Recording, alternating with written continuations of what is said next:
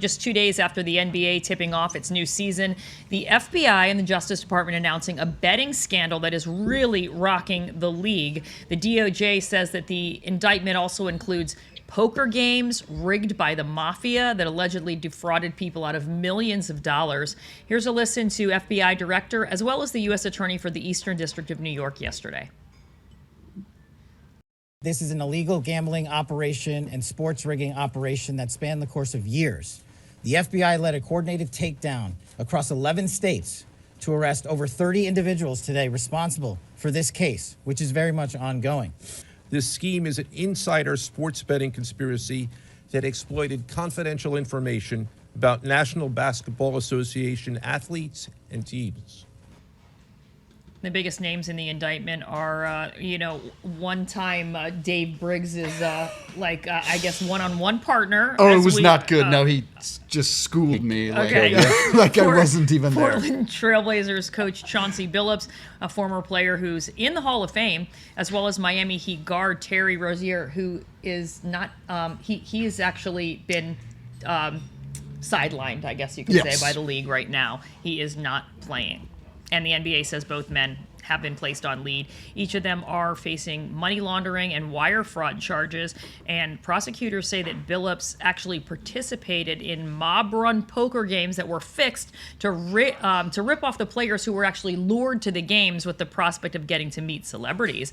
And am I pronouncing his name wrong, Rozier? Rozier, Okay. you got it. All right, good.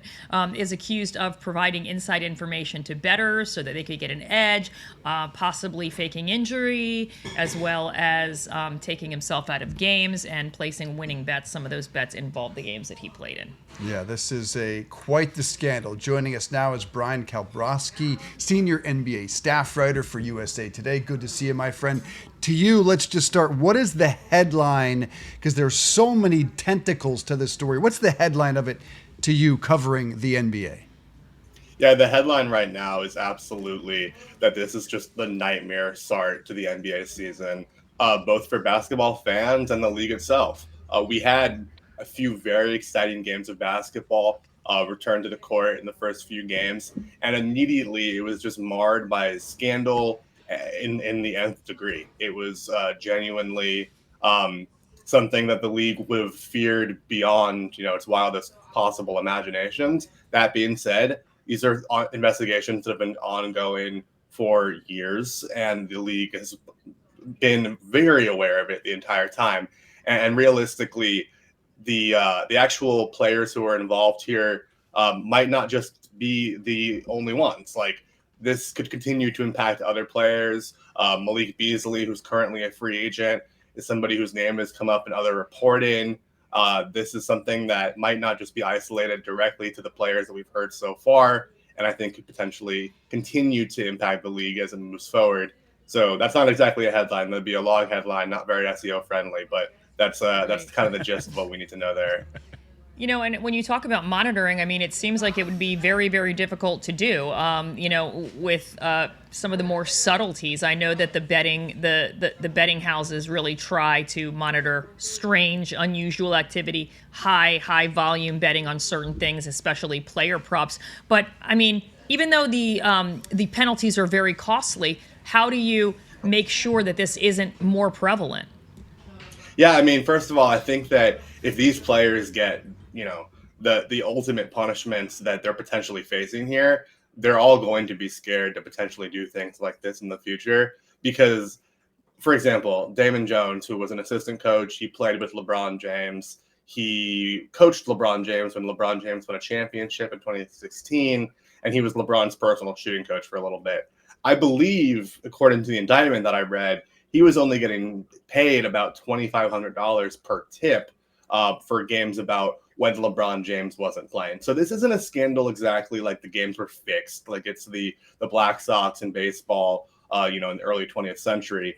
This is more about just actual insider information, insider trading, and learning and knowing what's available to insider people before that information becomes available to the public. So, for example, if his trainer tells his shooting coach, hey, LeBron's shoulder is not doing great, this might hurt me today, that could potentially be valuable to a bettor before the Vegas line shifts. And so it really is not worth it for $2,500 to share that information if you're going to federal prison and having your name disgraced forever. You're never going to work in basketball again. Like your ability to hold a job in the NBA is as good as your name is, and if your name is tarnished like that, that can genuinely ruin every element of it. And with Chauncey Billups, who you're seeing here on the left, the Hall of Fame basketball coach or Hall of Fame basketball player who's now a coach for the Trailblazers,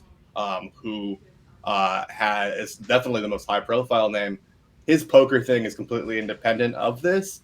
However, there is somebody in the other indictment, co-defendant 8, whose description matches his pretty much to a T.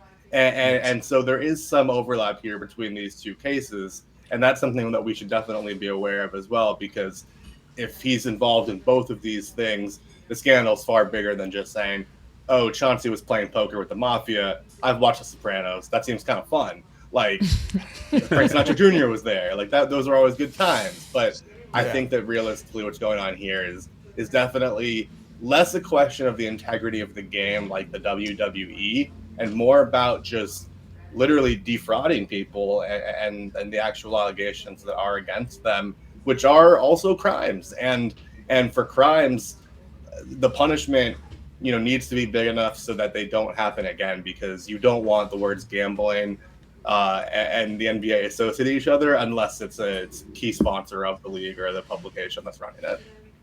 Brian, we were sort of wondering aloud here. I mean, why would players get involved in this? They make a lot of money for the most part, especially the bigger names.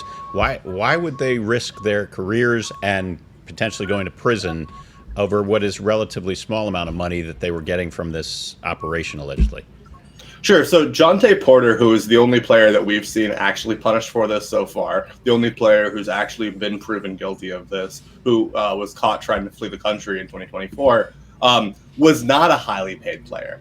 He was a two-way player, which means that he's both on an NBA contract and splits that with a G League contract. And Jonte Porter was genuinely not on a massive salary. Terry Rozier, Chauncey Billups, these are players that have made over hundreds of millions of dollars during their career. And that's something that is absolutely notable in this. I think that one of the things that they're trying to do to prevent gambling like this in the future is to avoid having player props for low-level players like Jonte Porter. A player prop meaning not a bet on the game, but a bet on his over or under on points, rebounds, assists, because offering that on something such a player so low doesn't really make a lot of sense for anybody, including the public, and it encourages those players to potentially get involved and bet themselves. So for Jonte, it's a little bit different. Jonte also, by the way, the younger brother of Brooklyn Nets forward Michael Porter Jr., who just came over from the Denver Nuggets after winning the championship with them. For players like Rozier and for coaches like Chauncey Billups, I don't know why you would want to get involved in this. And we don't necessarily even know to the extent of which they were involved in this. Both of them are going to fight these charges and are going to maintain their innocence. Terry Rozier has claimed he's innocent. Chauncey Billups plans to do the same. And Terry Rozier has willingly cooperated with the federal investigation at every step of the way for the past couple years since his incident was first flagged in March 2023. Follow Bryan Kalbrosky, Bryan Kalbrosky on X for the latest on this story. Really appreciate you being here, my friend. Thanks so much and have a good weekend. Chauncey made $100 million playing basketball. He makes almost $5 million coaching. Rozier is playing on a 4-year, $96 million deal. It makes no sense that they would risk all of it for a couple $100,000. Chauncey could go to jail for 20 years potentially. It's an investigation we'll be following, obviously.